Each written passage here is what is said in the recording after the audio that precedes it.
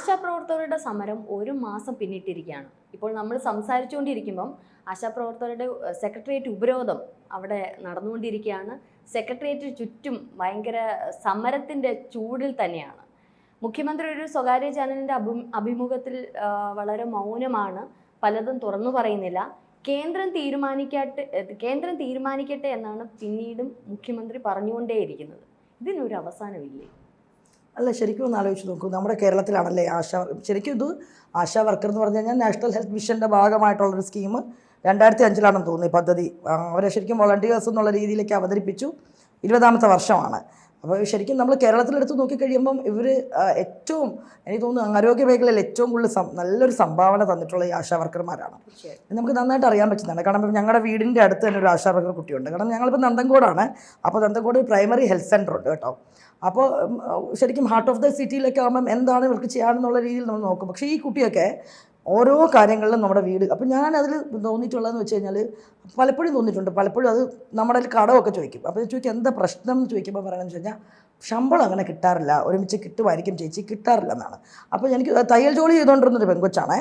അപ്പോൾ തയ്യലൊക്കെ കഴിഞ്ഞിട്ട്, ബിക്കോസ് നമ്മൾ ഈ ആശാ വർക്കർ എന്ന് പറയുന്നു വെറുതെ എടുക്കുന്നു എന്നല്ല കേട്ടോ. അവർക്ക് 8 ഘട്ടമായിട്ട് അതൊക്കെ പരിശീലനം, 40 ദിവസത്തെ പരിശീലനമൊക്കെ കിട്ടി ആരോഗ്യ മേഖലയിൽ എല്ലാ രീതിയിലും കുറേ കാര്യങ്ങളൊക്കെ പഠിപ്പിച്ച് കഴിഞ്ഞിട്ടാണ് അവർ ഹെൽത്ത് സെക്ടേഴ്സിൽ പോണത്. അപ്പോൾ ഇവർക്ക് ശരിക്കും പറഞ്ഞാൽ നമുക്ക് തോന്നിയിട്ടുണ്ട്, ഞങ്ങളുടെയൊക്കെ അവിടെ ഇപ്പോൾ മെയ്ഡ് അങ്ങനത്തെ ജോലിക്ക് ആൾക്കാർ വരും. നമുക്കറിയാലോ, പക്ഷേ വാൻഡ്രോ ആകുമ്പം ഫ്ലാറ്റ്സ് പാർട്ട് ടൈം സർവീസിലാണ്. അപ്പോൾ നമ്മുടെയൊക്കെ അവിടെ ഒന്ന് ക്ലീൻ ചെയ്ത് 1 മണിക്കൂർ ഒന്ന് വൃത്തിയാക്കിയിട്ട് പോകുമ്പോൾ നമ്മൾ 300, 350, 400 രൂപയാണ്. അങ്ങനെ 5 വീടുകൾ അല്ലെങ്കിൽ മാക്സിമം കാലൊക്കെ 3-4 വീടുകളാകുമ്പോഴേക്കും അവിടെ ഉച്ചയ്ക്ക് മുമ്പ് അങ്ങ് പോവുകയും ചെയ്യും. ഒരു പെർ ഡേ തന്നെ അവിടെ ഏർണിങ്സ് ഒരു 1500, 2000 ആ ഒരു വരുന്നുണ്ട് സിറ്റി. അങ്ങനെയുള്ളൊരിടത്താണ് കേവലം ഒരു 300 രൂപ തന്നെ കഷ്ടിച്ചൊരു ദിവസവേതനം വരും. 7000 രൂപ എന്നൊക്കെ പറയുന്നുണ്ട്. 7000 തൊട്ട് 10000. ഇവർ മാക്സിമം പറഞ്ഞ എല്ലാ ഇൻസെൻറ്റീവ്സും വെച്ച് 13000 രൂപ. പക്ഷേ ഇന്ന് വരെ 13000 രൂപ വാങ്ങിയിട്ടുള്ള ഒരു ആശാ വർക്കർ കേരളത്തിൽ ഉണ്ടാവില്ല. അത്രയും. കാരണം നമുക്ക് തോന്നിയിട്ടുണ്ട് ഇവരുടെ ജോലി എന്ന് പറയുമ്പോൾ രാവിലെ പോകും ഹെൽത്ത് സെൻറ്റേഴ്സിൽ പോയിട്ട് തിരിച്ചവർ പലപ്പോഴും എത്തുന്ന 6-6:30 മണിക്കാണ്. ഹെൽത്ത് സെൻറ്റർ അടച്ച് എല്ലാം കഴിഞ്ഞിട്ട് അവർ തിരിച്ചു വരുന്നത്. അഞ്ജു, ഇതൊക്കെ നമുക്ക് ചുറ്റും അറിയാവുന്ന വർക്കേഴ്സിൻ്റെ വിഷയങ്ങളാണ്. അവരുടെ ജീവിതത്തിൽ നടക്കുന്നത് നമുക്ക് മനസ്സിലാവുന്നുണ്ട്.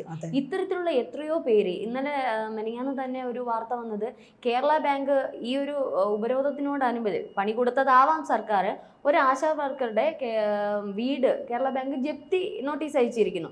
അപ്പോൾ ഇത്തരത്തിൽ എന്തെല്ലാം പ്രശ്നങ്ങളിൽ അനുഭവിക്കുന്ന സാധാരണക്കാരിലും സാധാരണക്കാരെ സാധാരണക്കാർ ഈ കോവിഡ് സമയത്തൊക്കെ ഇവരായിരുന്നല്ലോ ഏറ്റവും കൂടുതൽ സ്ട്രഗിൾ ചെയ്തിട്ട് ആശാ വർക്കേഴ്സ് ആയിരുന്നു ഏറ്റവും കൂടുതൽ എനിക്ക് തോന്നിയിട്ടുണ്ട്. അപ്പോൾ അങ്ങനെയുള്ളൊരു അവരുടെ സമരം അതെന്തിനു വേണ്ടിയിട്ടാണ്? ഇവിടെ ആലോചിച്ച് നോക്കണം, ഇവിടെ കരുവണ്ണൂർ ബാങ്ക് പോലെയൊക്കെ ഉള്ള വലിയ കൊള്ള നടക്കുന്ന ഒരു സ്ഥലത്ത് കേവലം അവരുടെ വിയർപ്പിൻ്റെ അല്ല, അത്രയും അധ്വാനിച്ച് ആ വിയർപ്പ് മാത്രം തോന്നിയിട്ടുണ്ട്. ഈ ആശാ വർക്കർമാരാണ് പാർട്ടി പരിപാടികൾക്ക്, എല്ലാ പാർട്ടി പരിപാടികൾക്കും അവർ വേണം. പാർട്ടി പരിപാടികൾ വിജയിപ്പിക്കാൻ അവരുടെ സ്ട്രെങ്ത് കാട്ടാൻ ആശ. അപ്പം ഞായറാഴ്ചകൾ പോലും ഇവർക്ക് വീട്ടിലിരിക്കാൻ പറ്റില്ല. ആരോഗ്യപരമായിട്ടുള്ള കാര്യങ്ങൾ, ഓരോ കുട്ടികൾക്കും വാക്സിൻ എടുത്തോ എന്ന് ഒരു ഗർഭിണി ആ ഒരു ലൊക്കാലിറ്റിയിൽ ഉണ്ടായി കഴിഞ്ഞു കഴിഞ്ഞാൽ തൊട്ടുള്ള ഓരോ ഇതും എല്ലാ ഇതും മാത്രമല്ല ഞാൻ തോന്നുന്നുണ്ട് പൊതുസമൂഹം ഇവരെ കണ്ടിട്ടുള്ള രീതിയുണ്ട്. പലപ്പോഴും നമുക്ക് തോന്നിയിട്ടുണ്ട് തിരക്കൊക്കെ പിടിച്ചുള്ള ഇതിൽ ഇവർ വന്ന് ഇങ്ങനെ നിൽക്കുമ്പോൾ ഏതാ ബിക്കോസ് നമ്മുടെ ഒരു സൊസൈറ്റി എപ്പോഴും ഇങ്ങനെയാണ്, ഒരു തട്ടായിട്ട് കിടക്കണം. എത്രയൊക്കെ നമ്മൾ ഭയങ്കര പ്രബുദ്ധരാണെന്ന് പറഞ്ഞു കഴിഞ്ഞാൽ മൈൻഡ് സെറ്റ് എന്ന് പറയുമ്പോൾ ഏറ്റവും താഴത്തൊരു വർക്കിനോട് അത് നമുക്ക് അറിയാൻ പറ്റും. അപ്പോൾ താഴത്തെ ഒരാളോട് എന്താണ് അവർ വന്ന് ആശാ വർക്കർ എന്ന് പറയുമ്പം തിരക്കിൻ്റെ ഇടയിൽ ഒരുമാതിരി നമ്മൾ ബിഹേവ് ചെയ്യുന്ന എത്രയോ ആൾക്കാരുണ്ട്. അവർ തന്നെ അനുഭവങ്ങൾ പറയാറുണ്ട് കേട്ടോ. അപ്പോൾ അങ്ങനെയൊക്കെ വന്നിട്ട് അത്രയും കഷ്ടപ്പെട്ടിട്ടുള്ളൊരു സ്ത്രീകൾ അവരുടെ എന്തിനു വേണ്ടിയിട്ട് അവരുടെ അവകാശ സമരമാണ് ഈ സർക്കാർ. എനിക്കതിൽ അതിശയം തോന്നി. ഇവിടെ രാഷ്ട്രീയമൊക്കെ മാറ്റിവെക്കാം, പക്ഷെ ഒന്ന് ആലോചിച്ച് നോക്കണേ, വനിതാ മതിൽ, സ്ത്രീ സുരക്ഷയ്ക്ക് വേണ്ടിയിട്ടുള്ള വനിതാ മതിൽ കെട്ടിയൊരു കേരളത്തിൽ ഇവരുടെ ഈ ഒരു സമര പരിപാടി ഏറ്റവും മ്ലേച്ഛമായ രീതിയിൽ പറഞ്ഞു എന്നുള്ളതാണ് അല്ലേ. ആദ്യം അവരെന്താണ് ഈ സമര പരിപാടി നടത്തുന്ന ആൾക്കാർക്ക് പിന്നെ അരാജക ശക്തിയാണെന്ന് ആദ്യത്തെ പരാമർശം. നമ്മൾ ആലോചിച്ച് നോക്കണം, ഡൽഹിയിൽ കർഷക സമരം നടന്നപ്പോൾ ശരിക്കും ടൂൾ കിറ്റ് ഉണ്ട് എന്ന് വ്യക്തമായിട്ട് ആയപ്പോൾ വരെ ഇവിടെ അതിൻ്റെ പേരിൽ ഭയങ്കര പ്രതിഷേധം നടത്തിയ ആൾക്കാരാണ് അല്ലേ. പക്ഷേ ആലോചിച്ച് നോക്കുക, നമ്മുടെ കൺമുന്നിലുള്ള ഈ സ്ത്രീകൾ, സാധാരണ സ്ത്രീകൾ, ഇവർ അതിൽ ഏറ്റവും വലിയ തമാശ ഞാൻ പറയട്ടെ. ഈ ആശാ വർക്കർ ഇപ്പം എൻ്റെ വീടിൻ്റെ അടുത്തുള്ള കുട്ടി എന്ന് പറഞ്ഞു, ഇടത് അനുഭവമുള്ളൊരു ഫാമിലിയിൽ നിന്ന് വന്നതും ഇടത് ആ രീതിയിലുള്ളവരാണ്. അപ്പോൾ അവരവരുടെ അവകാശ സമരത്തെ ഇടത് സർക്കാരിനെ ചോദ്യം ചെയ്യുന്നില്ല, അവകാശത്തിന് വേണ്ടി സമരം ചെയ്തപ്പോൾ എനിക്ക് അഞ്ജുവിനോട് ചോദിക്കുക, എന്തുകൊണ്ട് അവർ ചോദ്യം ചെയ്യുന്നില്ല? ഇടത് സർക്കാരിന്റെ പിന്തുണയുള്ള യൂണിയനുകൾ എന്തുകൊണ്ട് അത് ചോദ്യം ചെയ്യുന്നില്ല? ഒരു പ്രത്യേക വിഭാഗമായി ഇപ്പൊ മാറിയില്ലേ? 25,000 പേരെങ്ങാണ്ട് ആശാ വർക്കേഴ്സ് ഉള്ളിടത്ത് 500 ചില്ലുവാനും പേര് മാത്രമേ ഇപ്പോൾ ഉള്ളൂ സമരത്തിൽ. മാറ്റി തട്ടായിട്ട് മാറിയിരിക്കുകയാണ്. അത് രഞ്ജിനി ഒരു കാര്യമുണ്ടല്ലോ, നമ്മുടെ കേരളത്തിന്റെ ഒരു ഭീഷണിപ്പെടുത്തുക, ഭയപ്പെടുത്തുക.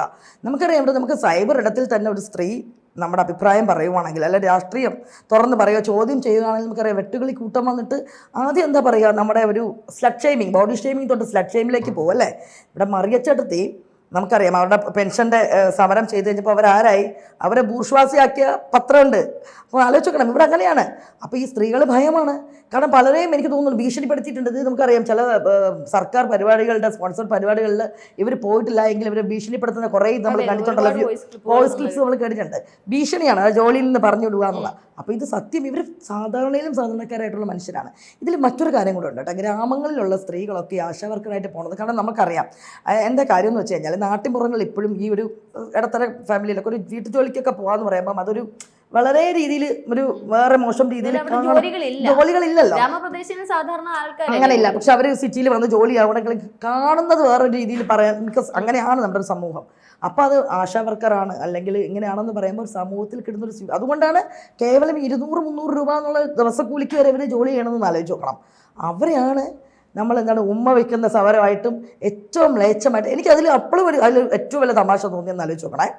കേവലം ഒരു സാൻഡ്വിച്ച് അല്ലെങ്കിൽ റേപ്പ്, നമുക്കറിയാം നമ്മുടെ ഒരു സിവിൽ സർവൻറ്റ് ഉണ്ടായിരുന്നില്ലേ പ്രശാന്ത് സാർ, അദ്ദേഹത്തിൻ്റെ ഒന്നുമില്ലാത്തൊരു പരാമർശം, ഓയാതൊരു പരാമർശം വെച്ചിട്ട് ഇവിടെ ഫെമിനിസ്റ്റുകൾ, സ്ത്രീപക്ഷവാദികൾ എന്ത് വലിയ പ്രശ്നങ്ങളാണ് ഉണ്ടാക്കിയത്, ശ്രദ്ധിച്ചിട്ടില്ലേ? ഇവിടെ പിന്നെ എനിക്ക് തോന്നുന്നുണ്ട് ഇതുപോലെ എന്തോ ഒരു സാൻഡ്വിച്ച് അങ്ങനെ എന്തോ ഒരു കോവിഡ് സമയത്ത് പണിക്കരാണെന്ന് തോന്നുന്നു, അത് വെച്ചിട്ട് ബഹിഷ്കരണങ്ങളായിരുന്നു ചാനലുകളിൽ. കൺമുന്നിൽ പരസ്യമായിട്ട് സമരം ചെയ്യുന്ന സാധാരണക്കാർ ഏറ്റവും സ്ത്രീവിരുദ്ധമായിട്ടൊരു കമൻറ്റ് അല്ലെങ്കിൽ ഒരു പരാമർശം നടത്തിയിട്ട് അതിനെതിരെ ഏതെങ്കിലും സാംസ്കാരിക നായകർ പ്രതികരിച്ചോ, ഈ സ്ത്രീപക്ഷവാദികൾ പ്രതികരിച്ചോ, ഏതെങ്കിലും ഒരു സിനിമാ നടിയോ മന്ത്രിമാരെയോ ആർക്കെങ്കിലും താഴെ പിടിക്കുന്നു തോന്നിയോ? എല്ലാ ഭൂഷ ഈ പറയുന്ന എല്ലാ സ്ത്രീജനങ്ങളും ഇങ്ങനെ ഇറങ്ങും അല്ലെ, പടവട്ടി ഇങ്ങനെ ഇറങ്ങി. ഇപ്പൊ ആർക്കും ചോദ്യം ചെയ്യേണ്ട. ഇത് കാണിക്കുന്ന സമൂഹത്തിന്റെ ഇരട്ടത്താപ്പാണ്. സമൂഹം എന്നല്ല, ഇടതുപക്ഷ സർക്കാരുണ്ട് അല്ലെങ്കിൽ നമ്മുടെ ആ ഒരു സർക്കാർ ശരിക്കും ഇതൊക്കെ കാണിക്കുന്നതെന്ന് വെച്ച് കഴിഞ്ഞാൽ പ്രതിഫലനങ്ങളാണ്. ഇവരാർക്കൊപ്പം നിൽക്കുന്നു എന്നുള്ളതാണ്. സർക്കാരിനൊപ്പം അടിമയായിട്ട് നിന്ന് കഴിഞ്ഞാൽ ഇവരൊക്കെ അനുഭാവികളായിരുന്നു കേട്ടോ ഈ സമരത്തിൽ നിൽക്കുന്നവർ. പക്ഷെ അവരവിടെ ചോദ്യം ചെയ്ത് അവകാശ സമരത്തിന് വേണ്ടി ചോദ്യം ചെയ്ത് കഴിഞ്ഞപ്പം അവരെന്തായി, ശത്രുപക്ഷത്തായി. തൊഴിലാളികളുടെ പ്രസ്ഥാനം എന്ന് നമ്മൾ എപ്പോഴും കമ്മ്യൂണിസ്റ്റ് പാർട്ടി പറയാറുണ്ട്, അത് പണ്ട് വർഷങ്ങൾക്ക് മുമ്പ്. പക്ഷെ ഇപ്പൊ ബൂർഷ്വാ മുതലാളിമാരുടെ പ്രസ്ഥാനമായി ഒരേ സമയത്ത് രഞ്ജിത്ത് ശ്രദ്ധിച്ചിട്ടില്ലേ? അതായത് അമേരിക്ക എന്ന് പറയുമ്പോൾ ഇപ്പോഴും അവർക്ക് ബൂർഷ്വാ കൺട്രിയാണ്. പക്ഷെ ട്രീറ്റ്മെന്റ് ഒരു ചെറിയൊരു വയറിളക്കം വന്നാൽ വരെ ചികിത്സ ചെയ്യാൻ ഇവിടെ പോകണം, അമേരിക്ക പോകണം, ആ ഒരു അവസ്ഥയാണ്. അപ്പോൾ ഇതിങ്ങനെ കമ്മ്യൂണിസം എന്ന് വെച്ചാൽ ഏറ്റവും മോശമായിട്ടുള്ളൊരു വശം കേരളത്തിലാണുള്ളത്. കേരളത്തിലെ സാലറി പോലും 15,000 to 20,000 ഏകദേശം ബേസിക് സാലറി ഏതൊരു പ്രസ്ഥാനത്തും എവിടെയും ഒരു ടെക്സ്റ്റൈൽ ഷോപ്പിലാണെങ്കിൽ എവിടെയും ഒരു ബേസിക് സാലറി 15,000 to 20,000 നമുക്ക് 8 മണിക്കൂർ. ഇത് മണിക്കൂറുകളാണ് ചില ആശാ വർക്കേഴ്സ് വർക്ക് ചെയ്യുന്നത്. രാവിലെ 6 മണി മുതൽ ഇവർ ഇറങ്ങിയാൽ നടക്കുകയാണ്, ഓരോ വീടുകളും കയറി. ഈ വെയിലത്ത് ഞാൻ കണ്ടിട്ടുണ്ട് കേട്ടോ, നമുക്ക് ചൂട് സമയത്തും മഴയത്തും ഒക്കെ ഓരോ വീടുകൾ, കാരണം ഇത്രയും കൃത്യമായിട്ട് ആ ഒരു ഏരിയ പെർട്ടിക്കുലർ ഏരിയയിലുള്ള സർവേ പോലെ ഇങ്ങനെ കയറി ഇറങ്ങി നടക്കണം. എന്നാൽ മാത്രമേ അതിലെന്തെങ്കിലും ഉണ്ടെങ്കിൽ അവരുടെ വേതനത്തിൽ നിന്ന് ഇൻസെൻറ്റീവ്സ് എന്ന് പറയില്ലേ, അതൊക്കെ ഇതിൽ വരണം. അപ്പോഴാണ് വാക്സിനേഷനൊക്കെ വരുമ്പോൾ വീട് തോറും ഒരു കയറി ഇറങ്ങും. കാരണം നമുക്കറിയാം വാക്സിൻ എടുക്കണം, വാക്സിൻ എടുത്തു കഴിഞ്ഞാൽ അതിൻ്റെ എന്തോ ഓരോരുത്തരെയും പിടി അതാണ്. അപ്പോൾ ഇവർ 13,000 രൂപ എന്ന് പറഞ്ഞ് വലിയ ഇതാക്കി പറയുന്നുണ്ടല്ലോ, അതുവരെ കിട്ടും. ആർക്കുണ്ട് ഏതെങ്കിലും ഒരു ആശാ വർക്കറിന് 13,000 തികച്ചു മേടിച്ചിട്ടുണ്ടോ?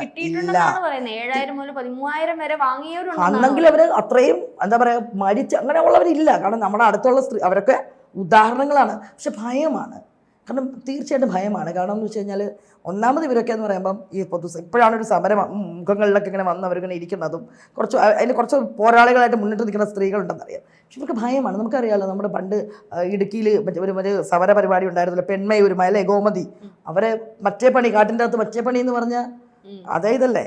അപ്പോൾ ഇതിവിടെ പരസ്യമായിട്ട് അവഗണിച്ച് കഴിഞ്ഞു അല്ലേ എല്ലാവരും. എനിക്ക് തോന്നുന്നു എല്ലാ സംഘടനകളും ഇടത് സംഘടനകളും ഈ ഒരു സമരത്തെ പരസ്യമായിട്ട് വിമർശിച്ചു കഴിഞ്ഞു. കോൺഗ്രസ് പാർട്ടി പ്രതിപക്ഷം ആശാ വർക്കേഴ്സിന്റെ കൂടെ ഉണ്ട് എന്നാണ് പറയുന്നത്. അത് എല്ലാ സംഘടനകളും ഇവരോടൊപ്പം ഉണ്ട് എന്നാണ് പറയുന്നത്. കേന്ദ്രം ഈ വർഷത്തെ ഫണ്ട് അനുവദിച്ചിട്ടുണ്ട്. പക്ഷെ കേരളത്തിനാണ് 2023-24 ഘട്ടത്തിലെ ഫണ്ടിനാണ് ഇവർ കടന്ന് പിടിക്കുന്നത്. കേന്ദ്ര പദ്ധതിയാണ് അത് സംബന്ധിച്ചോളൂ. പക്ഷെ കേന്ദ്രത്തിന്റെ പദ്ധതിയൊക്കെ തന്നെയാണ്. പക്ഷെ ഞാൻ ചോദിക്കുന്നത്, സംസ്ഥാനത്ത് അത് വന്നു കഴിയുമ്പോൾ ഈ അവകാശങ്ങൾ മേടിച്ചു പോയിട്ട് കേന്ദ്രം കൊടുക്കുന്നില്ല എന്ന് പറഞ്ഞു. അതാരെ കഴിവുകേടാണ്? സംസ്ഥാന ഗവൺമെന്റിനെ. കാരണം ഇവർക്ക് വേണ്ടിയിട്ട് ബാക്കി എല്ലാ കാര്യങ്ങളും എനിക്ക് എപ്പോഴും തോന്നിയിട്ടുണ്ട് ആമസോണിൽ കാട്ടുതീ അണയ്ക്കാൻ വേണ്ടിയിട്ട് സമരം ചെയ്ത ആൾക്കാരുണ്ട്. നമ്മൾ ആശാ വർക്കേഴ്സിന്റെ ഈ ഒരു ചർച്ച 2 ദിവസം മുമ്പും ഇതുപോലെ ചർച്ച ചെയ്തിരുന്നു. അപ്പോഴും നമ്മൾ പറയുന്ന ഒരു കാര്യമാണ്, കൃത്യമായ നമുക്ക് ഫണ്ട് ചെലവഴിച്ചതിന്റെ കാര്യങ്ങൾ കൃത്യമായി കേന്ദ്രത്തെ അറിയിച്ചാലല്ല അടുത്ത ഫണ്ട് നമുക്ക് കിട്ടത്തുള്ളൂ. ഇത് അറിയിക്കില്ല. ഇതൊരു ധാർഷ്ട്യം മാത്രമാണ്. അല്ല, കുറ്റപ്പെടുത്തൽ മാത്രം. കാരണം ഇവരുടെ സൈഡിലുള്ള ക്ലാരിറ്റി ഒന്നും കാണിക്കാതെ എല്ലാം ഒരു വൺ സൈഡ്, അത് എത്ര കേന്ദ്രത്തിന്റെ പ്രശ്നമാണെന്ന് പറഞ്ഞ് അതൊരു കീഴ്വഴക്കമായി കഴിഞ്ഞു. കഴിഞ്ഞ 8 വർഷങ്ങളായിട്ട് 10 വർഷങ്ങളായിട്ട് നമ്മൾ കേട്ടുകൊണ്ടിരിക്കണം കേന്ദ്രമാണ്. എനിക്ക് തോന്നി ഒരു കോമൺ സെൻസ് ഉള്ള ആൾക്കാർക്കൊക്കെ മനസ്സിലായിട്ടുണ്ട്. മതിയല്ലോ, എന്താ പിന്നെ ഗവർണർ ഭരണം മതി, കേരള ഭരണം എന്തിനാണ്? അല്ലേ? ഇത് സത്യമല്ലേ? ശരിക്കും കേന്ദ്രമാണ് പ്രശ്നമെങ്കിൽ എന്താ കേന്ദ്ര ഭരണത്തിലേക്ക് മാറിക്കൊടുക്കൂ, വഴിമാറി കൊടുക്കണം. ഇതൊന്നുമല്ല, ഇത് വെറുതെ കേന്ദ്രത്തിന്റെ തലയിൽ കേന്ദ്രം ചെയ്യേണ്ടത് കേന്ദ്രം പ്രഷർ ചെയ്യണം. വ്യക്തമായിട്ട് ഓഫ് കോഴ്സ് കേന്ദ്രത്തിന് രാഷ്ട്രീയം ഉണ്ടായിരിക്കും. കാരണം ഇടതുപക്ഷം ഇവിടെ ഭരിക്കും, അങ്ങനെ ഉണ്ടാവാം. പക്ഷെ എന്താണ് അവകാശ സമരങ്ങൾക്ക് വേണ്ടി കൃത്യമായിട്ട് ചോദിച്ച് ഫണ്ട് വാങ്ങേണ്ടതുമെല്ലാം. അപ്പോൾ ഇവിടെ സുരേഷ് ഗോപി അദ്ദേഹം ഇറങ്ങി കഴിഞ്ഞപ്പോൾ ഇവരെന്ത് ചെയ്യാൻ തുടങ്ങി, അത് വേറെ രീതിയിലേക്ക് മാനിപ്പുലേറ്റ് ചെയ്ത് ഇപ്പം വളരെ ഏറ്റവും സ്ത്രീവിരുദ്ധമായിട്ടുള്ള കമൻറ്റ് ഒക്കെ കൊണ്ടുവന്നിട്ട്. പക്ഷെ ഞങ്ങളത് ഇവിടെയൊക്കെ രാഷ്ട്രീയം നോക്കരുതല്ലേ, ഇത്ര അടിസ്ഥാന വർഗ്ഗങ്ങൾക്ക് വേണ്ടിയിട്ട് സഹോദരിമാരുടെ കണ്ണുനീരാണ് ഇപ്പൊ സംസ്ഥാനത്ത് വീണിരിക്കുന്നത് അല്ലേ? ഇന്ന് ട്രിവാൻഡ്രം സെക്രട്ടേറിയറ്റിന് മുഴുവൻ ചുറ്റും ഞാൻ എന്നും സ്റ്റാച്യൂവിൽ പോകും. ഉച്ചഭക്ഷണമായിട്ടൊക്കെ നമ്മൾ അന്നദാനം അതുമായിട്ട് ബന്ധപ്പെട്ട് കൊണ്ടുപോയി കൊടുക്കുമ്പോൾ കാണുന്നുണ്ട്. അങ്ങനത്തെ ദിവസങ്ങളിലൊക്കെ കുഞ്ഞുങ്ങളായിട്ട് റോഡ് സൈഡിൽ ഇരിക്കുന്നുണ്ടായിരുന്നു. ഇപ്പോഴാണല്ലോ ഈ മീഡിയ അറ്റൻഷനൊക്കെ അവർക്ക് കിട്ടിയത്. അതൊന്നും ഇല്ലാതെ ആദ്യത്തെ ഒരാഴ്ച എന്നൊക്കെ പറയുമ്പോൾ ആശാ വർക്കർ എന്നുള്ള രീതിയിൽ എഴുതി തള്ളിയൊരു സമരമാണ്. പക്ഷെ ഇന്നത് നമ്മുടെ എനിക്ക് തോന്നുന്നു ഐതിഹാസിക ഒരു സമര പോരാട്ടമായിട്ട് മാറി. സ്ത്രീകളുടെ ശരിയാണ്, നമ്മൾ പറയല്ലേ നമ്മൾ പറയും അടുക്കളയിൽ ഒതുങ്ങേണ്ട കൈകൾ, അത് ശരിക്കും അവകാശ സമരം വളരെ ഒരു ചരിത്രത്തിൽ ഇടുന്ന ഒരു സമരമായിട്ട് ഇത് മാറി എന്നുള്ളതാണ്.